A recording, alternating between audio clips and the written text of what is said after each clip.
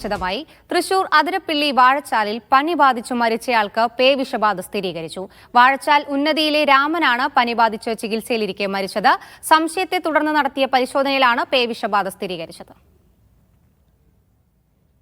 വിവരങ്ങളുമായി നടരാജ് ചേരുന്നുണ്ട്. നടരാജ്, എപ്പോഴാണ് ഇയാൾ പനി ബാധിച്ച് ചികിത്സയിലായത്? അതുപോലെ തന്നെ എപ്പോഴാണ് ഇയാൾക്ക് പേവിഷബാധ സ്ഥിരീകരിച്ചത്? എന്തൊക്കെയാണ് വിവരങ്ങൾ?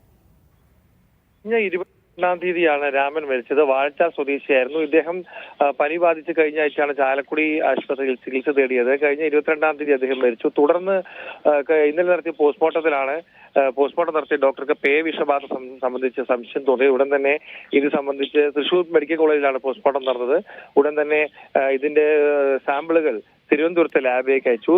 തിരുവനന്തപുരത്തെ ലാബിൽ നടത്തിയ പരിശോധനയിലാണ് ഇത്തരത്തിൽ പേവിഷബാധ ഉണ്ടായിരുന്നത് സ്ഥിരീകരിച്ചിട്ടുള്ളത്. ഇദ്ദേഹത്തിന് എങ്ങനെയാണ് പേവിഷബാധ ഏറ്റത് എന്നത് സംബന്ധിച്ച് ഇപ്പോഴും വ്യക്തതയില്ല. ഇക്കാര്യം ആരോഗ്യവകുപ്പ് പരിശോധിച്ചു വരികയാണ്.